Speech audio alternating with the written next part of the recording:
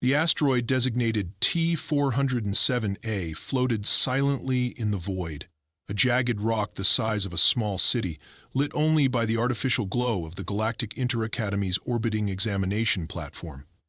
It spun slowly in the dark vacuum, marked with ancient craters and silvery veins of unknown material glinting beneath its crust. Around it, dozens of sleek spacecraft hovered in precise formation, each belonging to a different alien species, participating in the most prestigious test of the academic year, the Galactic Resource Extraction Challenge. Inside the main briefing dome, cadets from across the galaxy gathered in silence, watching as the holographic model of the asteroid rotated above them.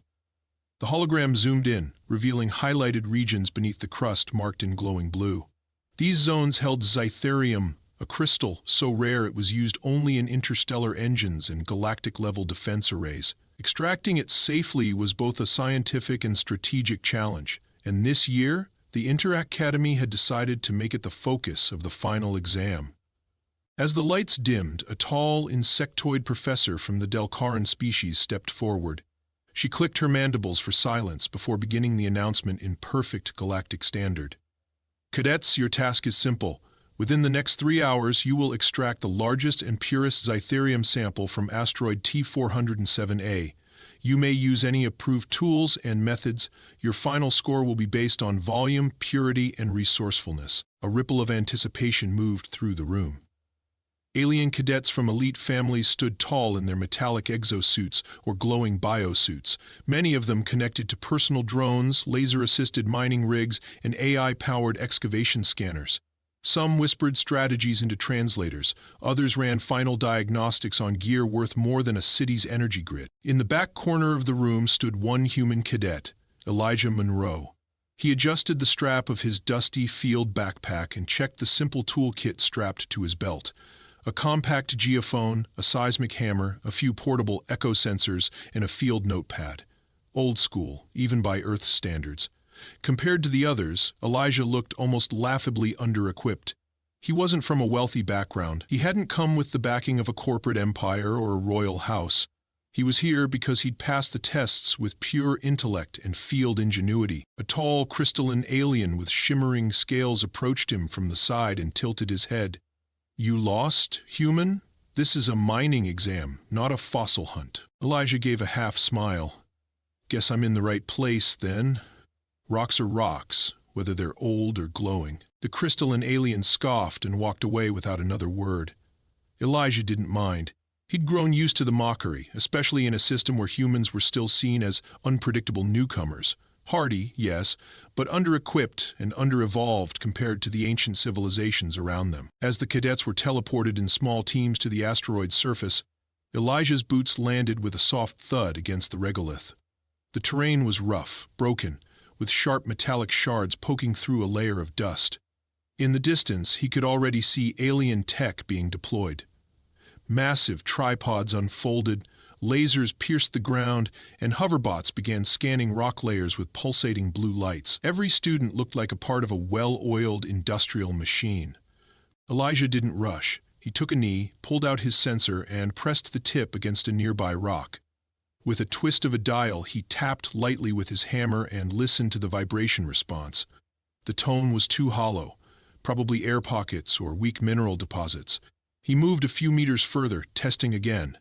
A dull echo meant dense rock, still not what he was looking for. The rest of the students scattered quickly, claiming zones and drilling with precision.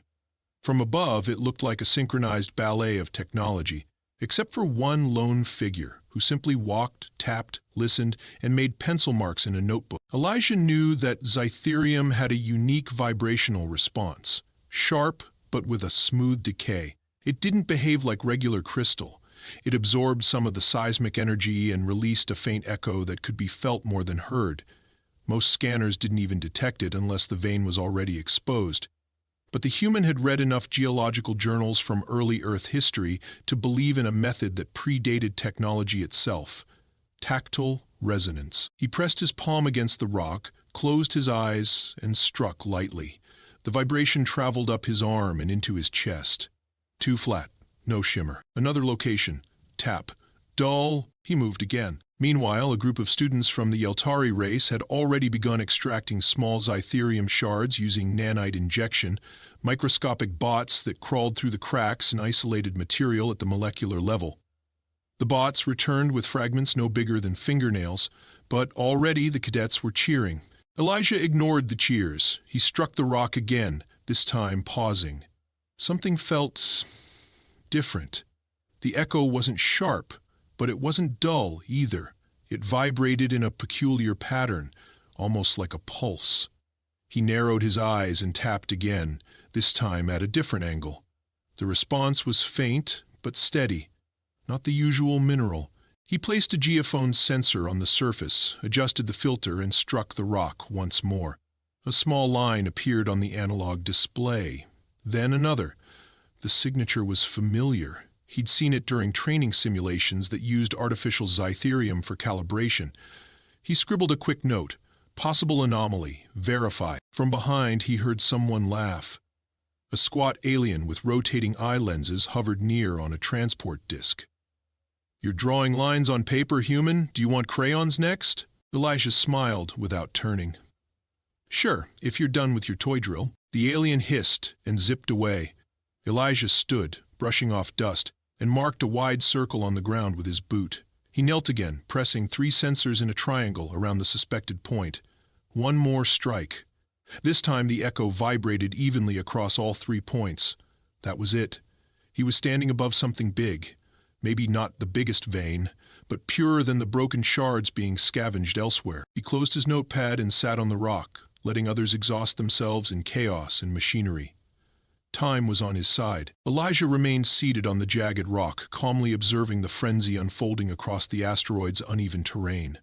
The timer embedded in his wrist panel silently ticked down. 2 hours and 17 minutes remained. While others pushed deeper and deeper into the asteroid's crust, he stayed at the surface, refining the vibration readings with careful taps and sensor adjustments. The same anomaly he had detected earlier was now presenting subtle directional variants. That meant only one thing. The Xytherium formation beneath him wasn't just a cluster. It was a vein, likely stretching laterally beneath the surface. Far to the left, a trio of Kylaran cadets operated a mining rig the size of a shuttle. The noise of rotating drills echoed faintly across the vacuum, muffled only by the filters in Elijah's helmet.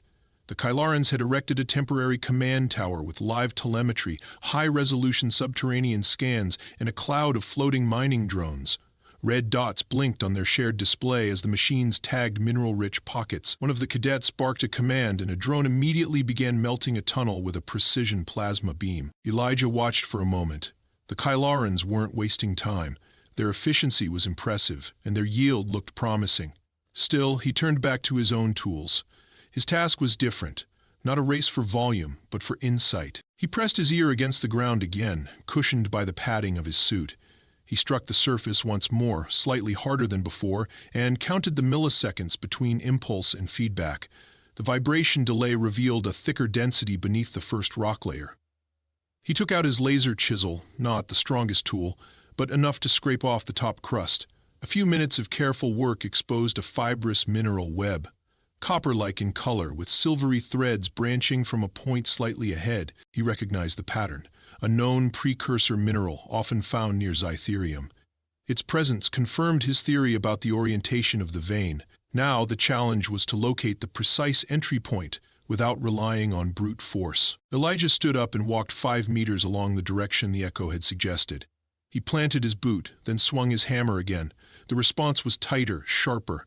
He nodded and turned his wrist panel to mark the spot. The mapping sensors plotted a 3-dimensional echo pattern. His readings weren't detailed, but they were enough for what he needed. Nearby, an excavation explosion lit up the surface with a blue pulse. A second group of cadets, this time from the aquatic world Venthari, had detonated a small section of rock and were cheering inside their suits. One of the Venthari females pulled out a crystalline fragment and held it up to her visor. Her pale skin shimmered under the reflection of the mineral's glow. Xytherium. Though small and chipped, the group's excitement spread quickly, and others rushed to replicate the method. Within minutes, controlled detonations erupted all around. Microquakes rumbled beneath the asteroid's surface, subtle enough to avoid causing structural collapse, but strong enough to unsettle Elijah's readings. He frowned and rechecked his sensors. The wave patterns were now erratic. The resonance he'd spent an hour refining had been scrambled by dozens of nearby shock waves. He crouched again and tapped. This time, nothing. Only a muddled mess of noise. Frustration tugged at his focus. But he inhaled deeply and reminded himself of something his old Earth geology instructor used to say. Noise always fades. Wait long enough and truth will hum again. So he waited. While the others scrambled for shiny fragments in newly blasted holes, Elijah sat back on his heel and stared up at the blackness above. Stars didn't twinkle here. The vacuum stripped them of their familiar shimmer. They just burned cold and constant. Minutes passed. The ground settled. He tapped again. A faint tone returned. Weak but true. Not the same sharp pulse from before, but similar enough to realign his path. He triangulated 3 new points with his sensors, each a meter apart. When he tapped the center point, the wave echoed cleanly through all 3 in perfect symmetry. The vein was below 8 meters. No more than 3 meters deep. Instead of switching to a powered drill, Elijah reached for his collapsible mining pick. It was a simple tool by Galactic standards, but it was designed for precision and control. He began chipping away slowly, breaking only the upper layers of rock. Each swing was calculated, the angle adjusted, to prevent shattering any hidden Zytherium beneath. Half an hour passed. Sweat built inside his helmet and his arms ached from the steady repetition. But then his pick struck something that didn't give. He paused, adjusted his light, and scraped away the dust with his gloved fingers. There it was, a thin thread of glowing silver, strand like lightning through the exposed crack. It wasn't large, but it wasn't fragmented either. It was a continuous vein, unbroken. Exactly what he needed. He didn't touch it, not yet. Instead, he marked the coordinates and prepared the containment frame. Zytherium was reactive under certain conditions. Pulling it without stabilizing the immediate area could cause internal shattering or even volatile energy feedback. Elijah opened a kit with small carbon fiber shields and gently secured the perimeter. He then inserted 2 thermal dampeners on each side of the vein to reduce stress and began brushing away surrounding material. As he worked, he noticed movement in his peripheral vision. Another student had approached. An Abranian male with metallic wings folded across his back. He hovered silently, observing Elijah's work. "You found something," the Abranian said through the open comm line. Elijah didn't look up. "Maybe." The Abranian tilted his head, the small feathers on his neck shifting slightly. "You're not using a scanner. No resonance pulse, no shielding gel, just—" He paused. "Manual extraction." Elijah finally turned his head. "Is that a problem?" The Abranian gave a soft, clipped laugh. "It's inefficient, but impressive." Without waiting for a reply, the Abranian activated his boots and lifted off into the air, disappearing toward another zone. Elijah returned to his work. The vein was now partially exposed, still intact, still stable. He didn't need more time to extract it. He just needed to expand the cavity enough to retrieve a full segment without fracture. His hands moved quickly but deliberately, scraping, measuring, and realigning the frame with every layer removed. A warning beep echoed through his wrist panel. 1 hour remaining. He glanced up and saw a cloud of robotic diggers lifting heavy debris in the distance. Someone had brought in a graviton pylon to lift entire slabs at once. It was overkill, but effective. Several cadets gathered near the extracted fragments, already celebrating. Elijah looked back at his single, shimmering vein. It was modest in appearance, quiet even. But if his calculations were correct, it would register as one of the purest samples extracted on record. And more importantly, it had been found through understanding, not force. He wasn't trying to win through spectacle, he was trying to win through science. He smiled faintly and began preparing the crystal for containment. A jagged crack expanded beneath Elijah's careful chisel, revealing more of the shimmering vein embedded in the rock. The Zytherium was no longer a single glimmer. It curved and snaked downward like the root of some ancient buried tree. He leaned closer, his helmet light adjusted to a low warmth, preserving the crystal's integrity while he traced its path. The structural lines confirmed what his vibration mapping had hinted at earlier. The vein continued for several meters, shallow in depth but wide in volume. Most importantly, it remained unbroken. He anchored the containment frame deeper, adjusting the stabilization clamps with gentle precision. The carbon fiber brackets clicked softly into place. From his toolkit, he selected a microblade and began carving around the vane's edges, taking special care not to disturb the crystalline lattice. The energy signature of Xytherium was sensitive to pressure and thermal flux. One careless move could destabilize the entire formation. But Elijah's hands remained steady, his breathing calm despite the countdown ticking on his wrist panel. 43 minutes remaining. Static crackled in his ear as the instructor's voice echoed across the channel. Update your progress markers. All cadets are required to log yield estimation within the next 5 minutes. Elijah activated the scanner embedded in his left glove and hovered it above the exposed Xytherium. The readings glowed in soft green, density high, purity 97%, energy capacity above expected threshold. He entered the data into his log without a word. No fanfare, no declaration, just facts. He wasn't interested in attention. He only wanted the work to speak for itself. He secured the readings, then sat back on his heels to stretch his arms for a brief moment. His muscles ached from hours of manual effort, but it was the satisfying kind of ache, the kind that confirmed something real had been achieved. He wiped the condensation from inside his visor with a flick of his wrist and prepared to detach the segment. But before he could begin, a flash of violet light erupted from the ridge above. He turned sharply, shielding his eyes with one arm. A loud cheer followed through the comms. Somewhere beyond the haze, a dozen cadets stood proudly around a mechanical hauler lifting a massive slab of mineral-encrusted rock. It spun slowly in the anti-grav field, rotating for display. The reflective surface of the rock sparkled, and at its center glowed a cluster of Xytherium. It wasn't uniform, fractured with spiderweb cracks, but it was large, much larger than anything Elijah had seen extracted so far. The voice of the Kylaran team leader cut through the shared channel. Confirmed high-density Xytherium deposit, 17 shards identified within one extraction. Energy rating averaged at 72%. Logging success. Dozens of alien students began reacting. Some clapped, others muttered praise or questions. The faculty orbiting the asteroid even sent a formal scan drone to verify the sample. The camera lens blinked red and blue as it hovered above the glowing mass. Elijah watched silently, the crystal in his hand still untouched. From the surface, the Kylaran sample looked impressive, commanding in size and color, but he knew the truth. He'd seen similar shards before during lab simulations. When Xytherium fractured, its internal charge became unstable. Larger pieces didn't necessarily mean better. In fact, uncontrolled fractures reduced the energy purity and could make containment hazardous. Still, public opinion had already shifted. The Kylarans were being hailed as likely winners. Even the instructors began praising the speed and coordination of their operation. Elijah turned back to his crystal. It didn't matter what others thought. Not yet. The final judgment would be based on measurable criteria. He reminded himself of that as he resumed his work. The distraction had cost him valuable time, and the window for extraction was closing fast. He reached for the reinforced capture tray and carefully slid it beneath the vane. The tray's insulation activated automatically, forming a low-energy stasis field. A soft hum vibrated through his gloves as the crystal detached from the rock. He caught the section with both hands and placed it into the center of the tray, anchoring it with magnetic stabilizers. The crystal pulsed once, soft blue light glowing from within, but remained whole. With the tray sealed, he stood up and looked across the terrain once more. The Kylarans were now gathering smaller fragments from the blast zone, stacking them into auxiliary containment boxes.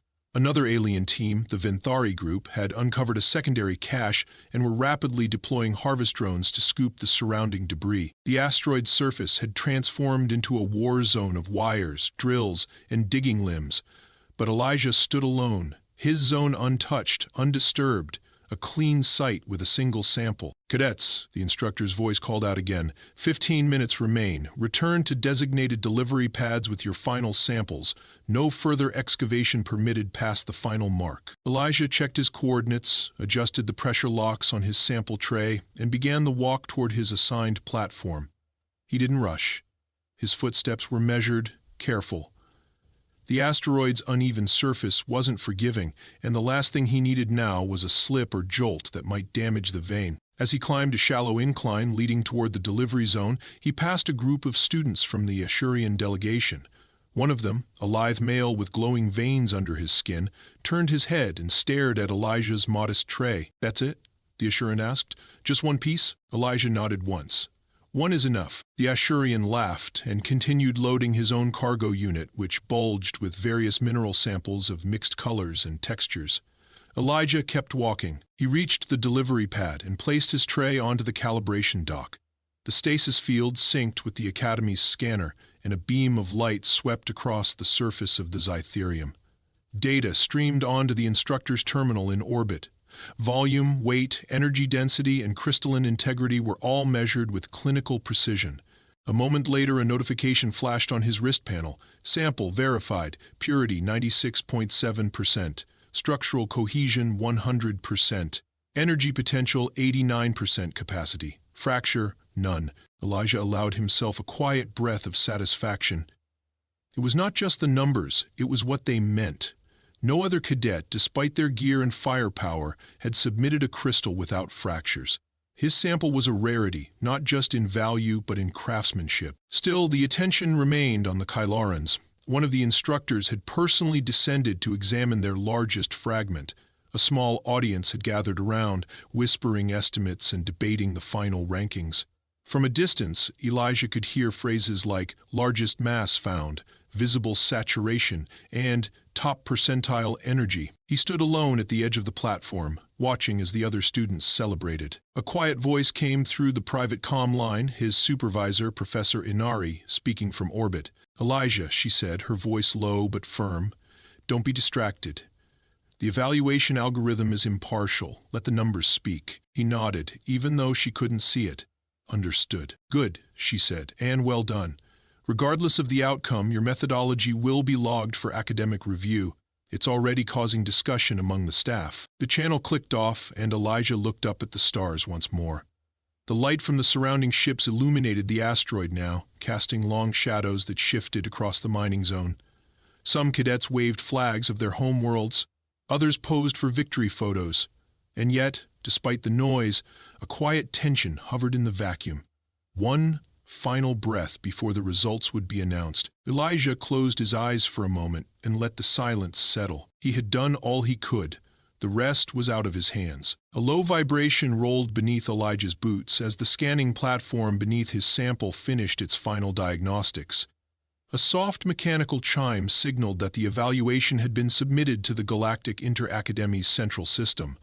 The crystal tray before him was now sealed under a transparent containment dome, suspended within a microgravity field to preserve its structure during transfer. Elijah stepped back, giving the automated arm clearance to lift the sample into the hoverpod, which would deliver it to the judge's chamber in orbit. He watched it rise slowly, rotating mid-air as the blue sheen of Zytherium flickered across its flawless surface. Though his face remained impassive, something stirred behind his eyes, an ember of anticipation, the kind that comes not from arrogance but from certainty rooted in effort. He had earned this moment. Every chisel, every echo, every calculation had converged into the glowing artifact now floating skyward. A sudden cheer burst from across the ridge. Another team had arrived late to the platform, hauling a bulky slab of mineral-laced rock with two mag haulers working in tandem. Dust and sparks trailed behind as the haulers strained to keep balance. One of the instructors rushed to assist, calling over a drone for emergency stabilization.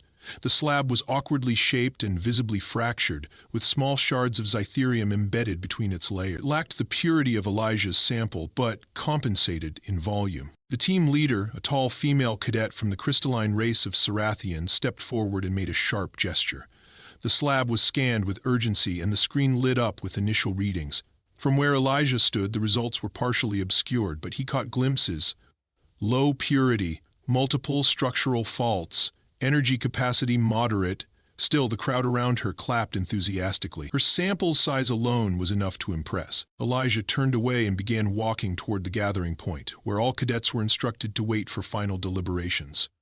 The mining field behind him was quieter now. Only a few teams remained at their excavation zones, making last-minute adjustments or packing up failed equipment. Many stood with arms crossed, whispering among themselves, casting glances at the ranking screen mounted above the assembly tower. He reached the observation deck and leaned against the railing. From this elevated position, the asteroid's jagged terrain stretched below like a maze of scars and effort. He could see the impact zones, the shattered craters, and the organized chaos left behind by the technologically dominant races. But none of it stirred regret. His mind remained anchored to the clear resonance of the Zytherium vein he had uncovered, untouched by drones, unfazed by shockwaves, revealed only by patience and sound. The sky darkened as the massive orbital dome lowered its blast shield, initiating the formal analysis phase. A narrow beam of golden light shot down from the dome's heart and scanned each sample container suspended below. The light pulsed once per crystal, absorbing the data directly into the mainframe. An authoritative voice echoed through the asteroid's thin atmosphere.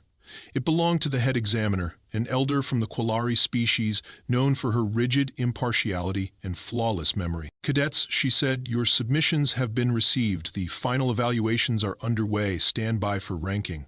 A holographic screen materialized above the crowd. As names and sample statistics began to populate the board, murmurs turned into gasps. Most students scanned the list for their own results, measuring themselves against the anticipated leaders. The Quillarans were listed among the top 5. The Sarathian slab, despite its size, landed in 8th place due to its fragility.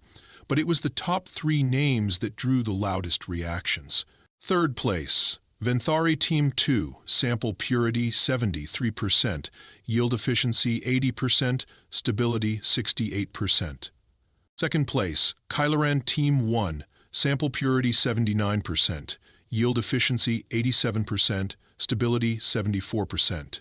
1st place, Elijah Monroe, sample purity 96.7%, yield efficiency 91%, stability 100%. Silence spread across the ridge like a falling curtain.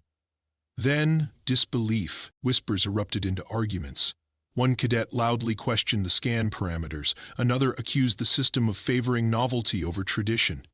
The Sarathian team leader furrowed her crystal-studded brow and approached an instructor with a protest. Elijah remained where he stood.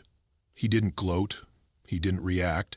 He simply watched as his name glowed atop the list, highlighted with a blue ring denoting maximum stability, a marker rarely awarded in the test's history. A second announcement followed. The Academy Council confirms the result. First position is awarded to Cadet Elijah Monroe of Earth. Your extraction method has been recorded and submitted to the scientific archives for exceptional field innovation. Professor Innery's voice came through his private comm again, quieter this time, tinged with something close to admiration. "You made a few enemies today," she said, "but more importantly, you earned their respect." He responded softly. "They'll forget the method, but maybe they'll remember the crystal." She chuckled. "Unlikely. The Council has already scheduled a review session to discuss incorporating your approach into next year's curriculum. Congratulations, Elijah. You've shifted a tradition that stood for 200 cycles." The comm line went silent. Below, one of the judges arrived in a gleaming hoverpod and motioned for Elijah to approach the recognition dais. He walked slowly, aware of every gaze following him. Some looked away as he passed, unwilling to acknowledge his success. Others stared with a mixture of awe and resentment. But 1 or 2 nodded.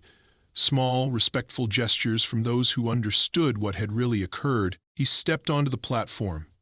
The judge, a dark-skinned humanoid with swirling tattoos along his jawline, extended a slender crystal rod. It pulsed once, and then embedded the official mark into Elijah's chest plate, a shimmering crest of the Inter-Academy bearing his name and score. "The youngest cadet to win with analog methodology," the judge said, his voice amplified for all to hear. "Proof that knowledge, not tools, defines mastery."